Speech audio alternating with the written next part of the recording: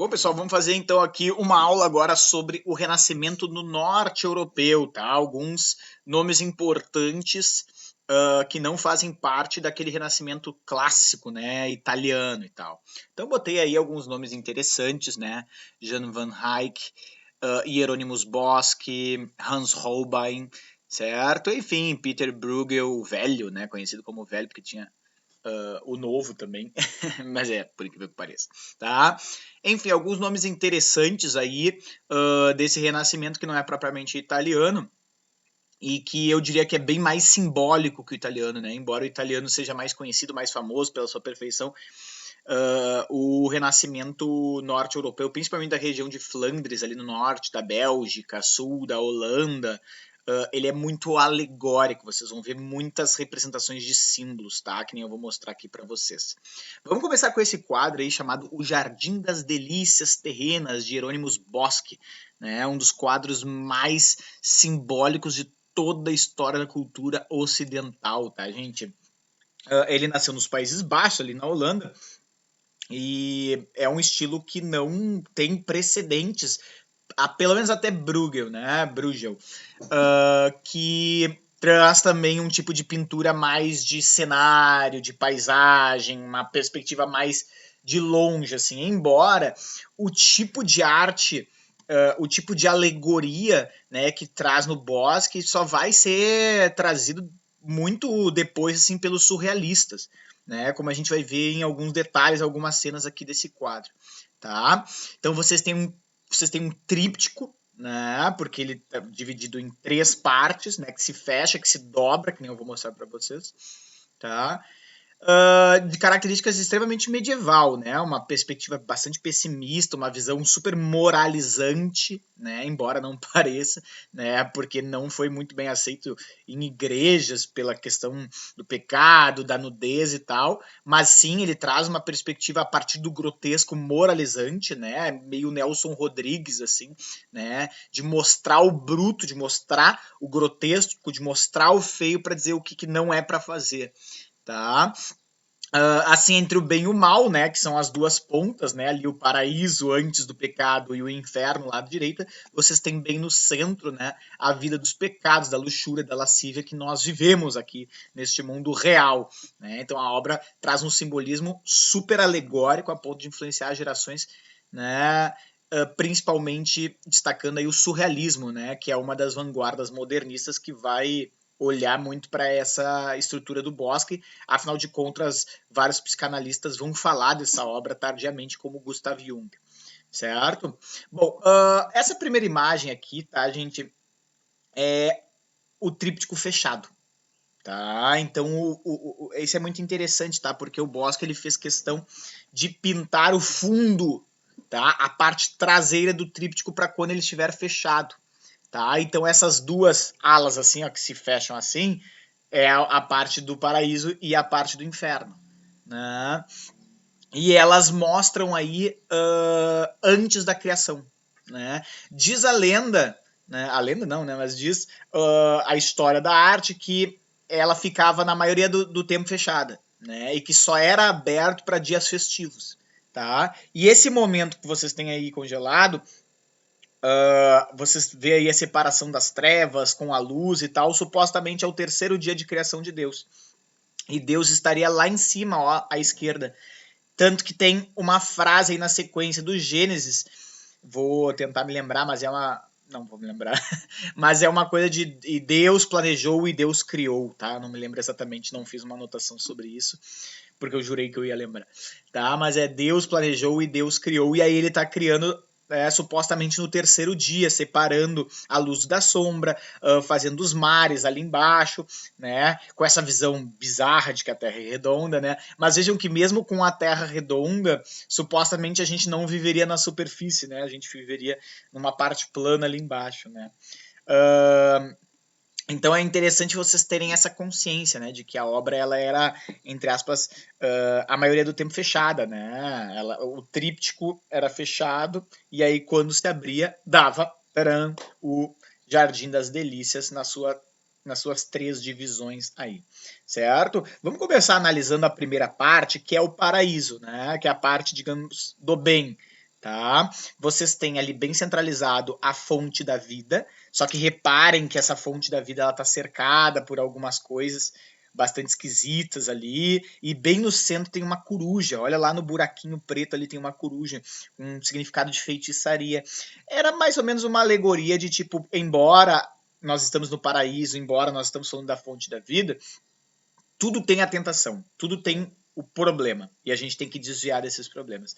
Vejam que do lado da fonte da vida está simplesmente a árvore do conhecimento, com os frutos proibidos, tanto que tem a serpente ali ó, à direita na volta dela. Tá?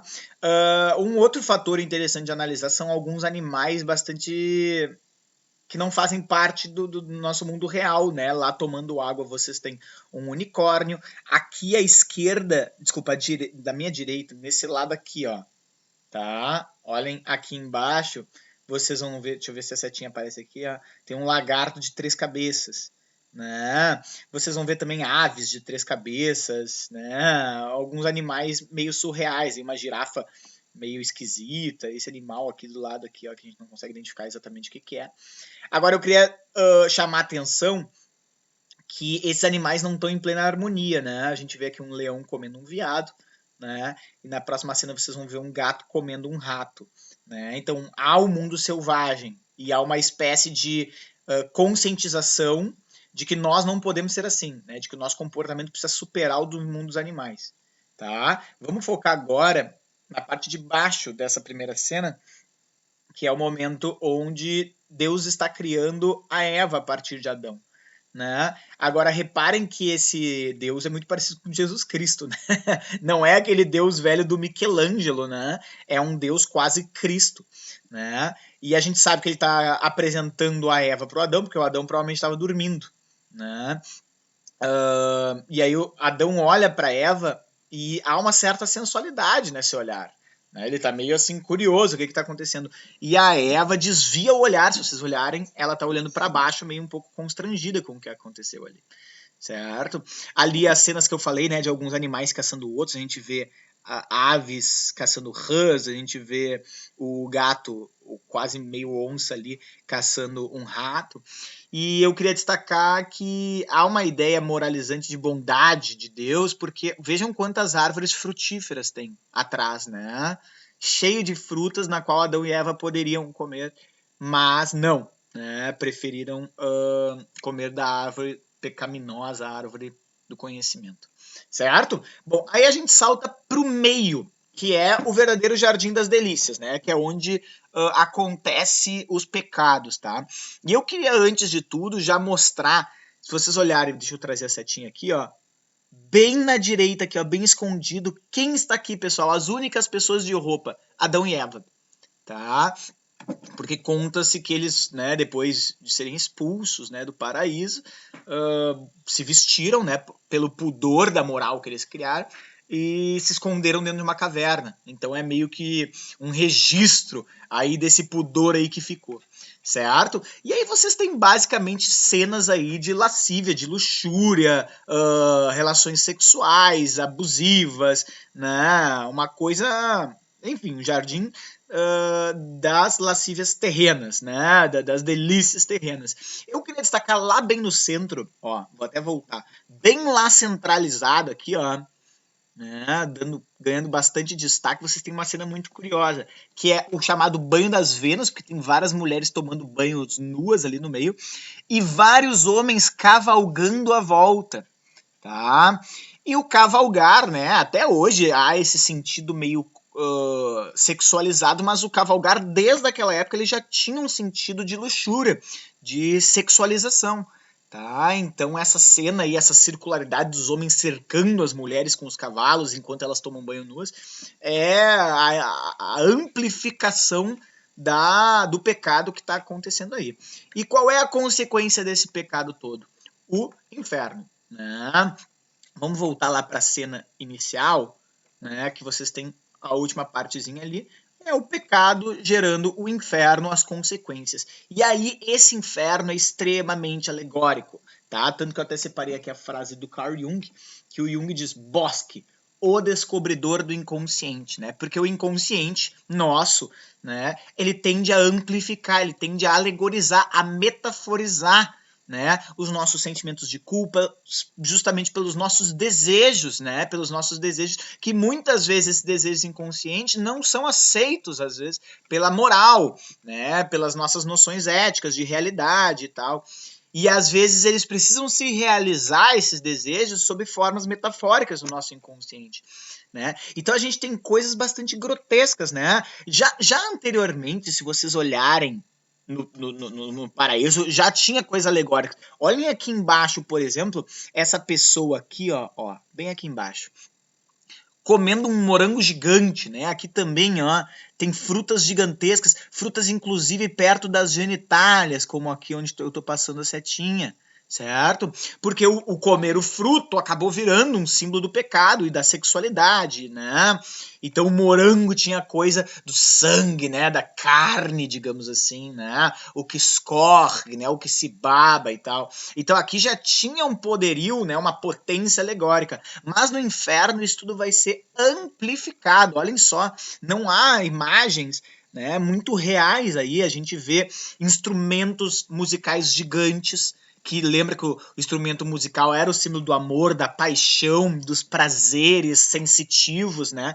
Porque tu não tem um prazer lógico com a música, não, tu é tocado pelas sensações, né? Tu tem mulheres ali, ó, mortas, né, sendo tocadas por homens que parecem estão quase dentro de fantasias astronautas. E a cena mais bizarra é esse pássaro numa posição quase autoritária, né, de rei, comendo uma pessoa e cagando elas depois para um buraco, né? É uma cena muito brutal, gente, é uma cena assustadora. E nesse mesmo buraco há pessoas forçando outras a vomitar, né? Coelhos gigantes tocando, dados gigantes em cima de cabeça de pessoas. É super alegórico tudo isso, tá, gente? Aqui, olha só como dá um quadro do Salvador Dalí. Peguem a obra do Dalí e vocês vão ver essas partes do corpo separadas, né? Esses pedaços de corpo apoiados, né? Fogueiras lá no fundo. Olha que simbólico é isso tudo, né? Tudo é uma alegorização do pecado, não é o pecado imediato, não é literal nada dessa cena. A gente tem orelhas furadas por flechas e sendo cortadas ao meio, né? Onde deveria estar a cabeça da pessoa, né? Então é tudo muito simbólico nessa cena. Não foi à toa, né, que os surrealistas, né, olharam para isso, e o próprio Freud, o Jung, olhavam para isso, porque, né, até comentei, o Freud não gostava de surrealismo, embora o surrealismo tentasse beber do Freud. O André Breton, que é o pai do surrealismo, diz, vem Freud para nós, e o Freud diz, não, vocês já abandonaram o inconsciente, só de vocês estarem, né, se motivando a isso, vocês já estão indo pro consciente, né?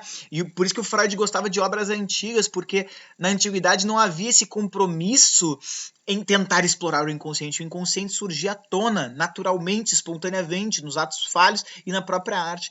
E nada mais inconsciente do que essas cenas, né, brutais aí que vocês estão vendo, que não tenham dúvida, não se sintam mal em se sentir mal com essa obra.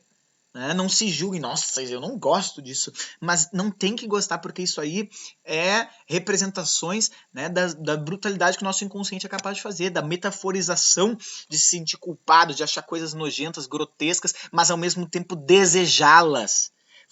Entender que isso é parte do nosso recôndito, né, nosso inconsciente escondido, com facas, né, cortes, cenas amplificadas, animais quase que animistas, né, ganhando uma vida, né, e tendo uma simbolização social no meio disso tudo, certo? Então, uma obra muito interessante, sugiro que pesquisem mais. Eu já tive a oportunidade de ver ela está lá no Museu do Prado, em Paris. Desculpa, em Prado, na Espanha, tá? Se alguém puder um dia vê-la, vá ver. Tudo bem? No próximo vídeo a gente fala de outras obras norte-europeias.